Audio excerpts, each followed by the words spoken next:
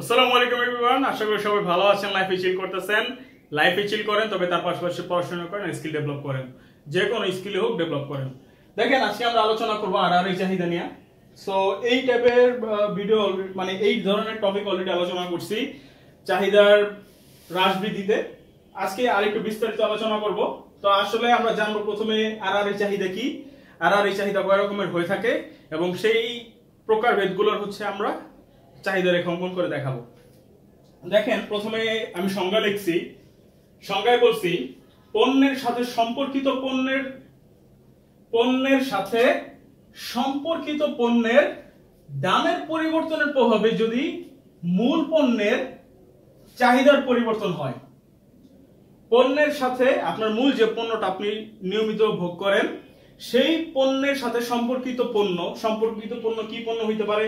সেটা পরিপূরক পণ্য হইতে পারে, সেটা বিকল্প পণ্য হইতে পারে। তো সেই পরিপূরক অথবা বিকল্প পণ্যের দামের প্রভাবে যদি আপনার মূল যে দ্রব্যটা সেটার চাহিদার যদি পরিবর্তন হয়ে থাকে তাহলে সেটাকে বলা হয় আড়াআড়ি চাহিদা। মানে বিকল্প পণ্যের দামের পরিবর্তন বা পরিপূরক পণ্যের দামের পরিবর্তনের কারণে আপনি মূল যে পণ্যটা ভোগ করেন সেই পণ্যের যদি চাহিদা আপনার পরিবর্তন হয়, বাড়ে বা কমে, তাহলে সেই চাহিদাটাকে বলা হবে আড়াআড়ি চাহিদা।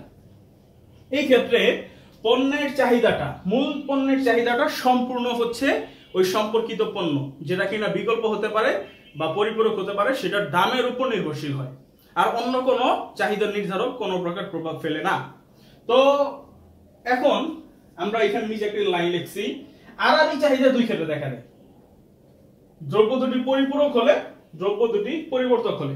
তাহলে দ্রব্য দুইটা যদি একে অপরের পরিবর্তক হয় অথবা দ্রব্য দুইটা যদি একে অপরের পরিপূরক হয়, তখনই আড়াআড়ি চাহিদা দেখা যায়। এই প্রভাবটা আসলে দেখা যায়। দেখেন, এখানে আমি লিখছি পরিবর্তক দ্রব্যের আড়াআড়ি চাহিদা এবং পরিপূরক দ্রব্যের আড়াআড়ি চাহিদা। আপনারা একটু স্ক্রিনশট নিয়ে নেন, তাহলে ভবিষ্যতে পড়তে আরো সহজ হবে। পরিবর্তক দ্রব্যের আড়াআড়ি চাহিদা কি লেখা? পরিবর্তক দ্রব্যের দাম বাড়লে মূল দ্রব্যের চাহিদা বাড়ে।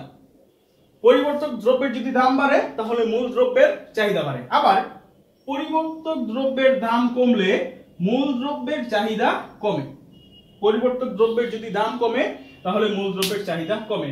এই ক্ষেত্রে আমরা দেখতে পাচ্ছি আপনার মূল দ্রব্যের চাহিদার পরিমাণের সাথে পরিবর্তক দ্রব্যের দামের একটা সমমুখী সম্পর্ক হচ্ছে।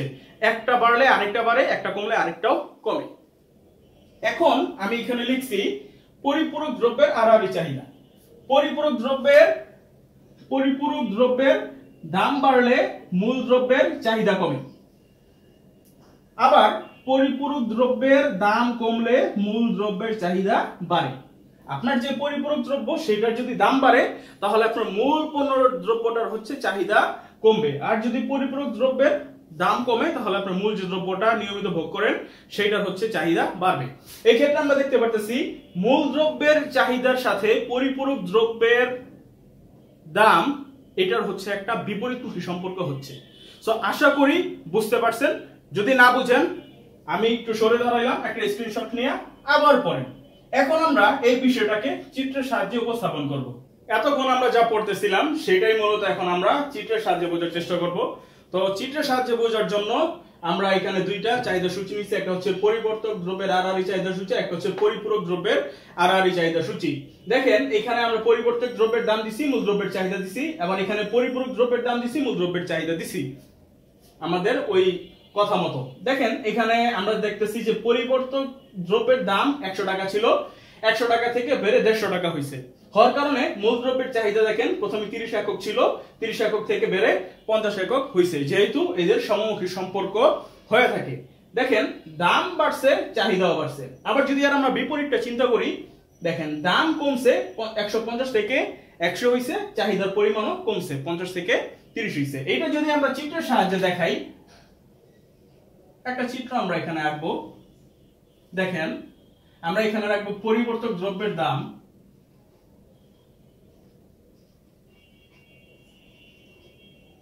একটা হচ্ছে চাহিদার পরিমাণ।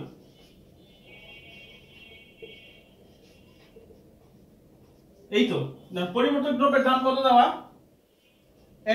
100 আর হচ্ছে 150। পরিপূরক দ্রব্য মূল দ্রব্যের হচ্ছে পরিবর্তক দ্রব্যের দাম 100 আর 150 আর মূল দ্রব্যের চাহিদা হচ্ছে 30 একক আর 50 একক। আশা করি এইটুকু আমরা জানি। এখন আমরা করি কি, কানেক্ট করি। চলেন 100 আর 30 আর হচ্ছে 150 আর 50। দেখেন দুইটা বিন্দু পেলাম এ আর বি, এই দুইটা বিন্দুরে কানেক্ট করে একটা রেখা কি দেখেন আমাদের চাহিদা রেখা তৈরি হয়ে গেছে। তাহলে এই যে একটা চাহিদা রেখা পাইলাম, এটা হচ্ছে পরিবর্তক দ্রব্যের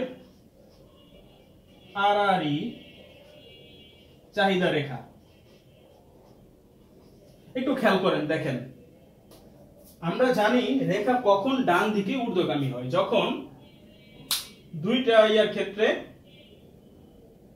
সমমুখী সম্পর্ক হয়। তো আমাদের এখানে যেহেতু পরিবর্তক দ্রব্যের দামের সাথে মূল দ্রব্যের চাহিদা সমমুখী সম্পর্ক ছিল, যে একসাথে দুইটাই বাড়বে আবার একসাথে দুইটাই কমবে, তাই দেখেন একসাথে দুইটাই কি করছে, বাড়ছে।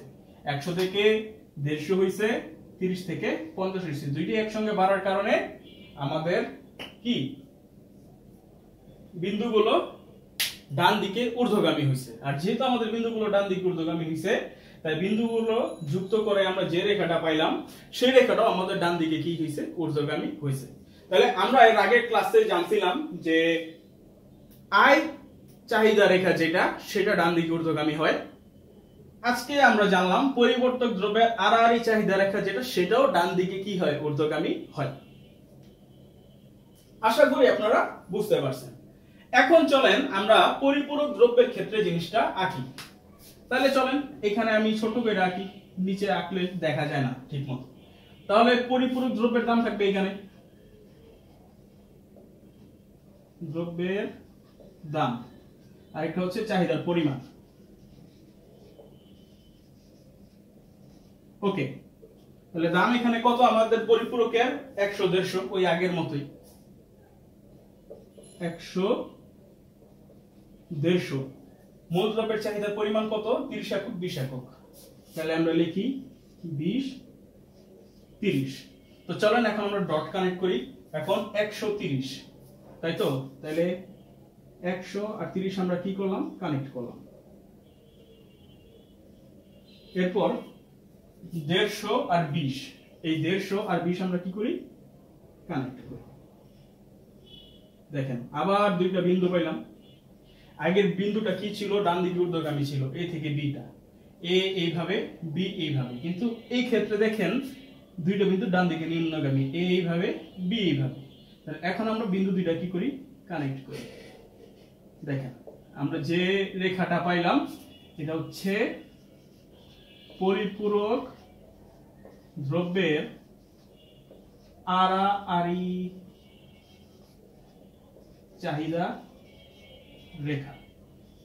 সো আমরা কি জানলাম, যে দুইটা রেখা আঁকলাম, একটা হচ্ছে পরিবর্তক দ্রব্যের আড়াআড়ি চাহিদা রেখা, একটা হচ্ছে পরিপূরক দ্রব্যের আড়াআড়ি চাহিদা রেখা।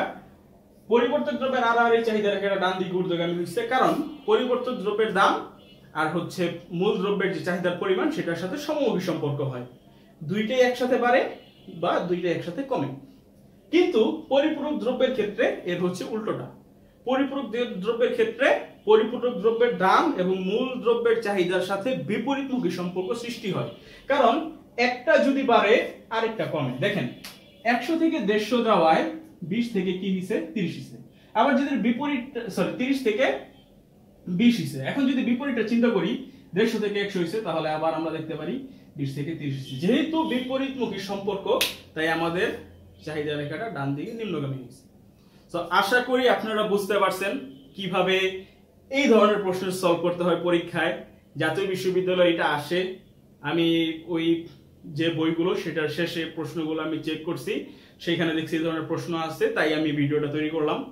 যদি ভালো লাগে, শিখে থাকেন, তাহলে একটা কমেন্ট করেন। বুঝতে পারলে তো আমার জন্য অনেক বড় একটা পাওয়া। না বুঝলে ভিডিওটা আবার দেখেন, ভিডিওতে যা যা দিলাম সেগুলোর স্ক্রিনশট নেন, আর পরবর্তী ভিডিওর জন্য একটু অপেক্ষা করেন। Thank you.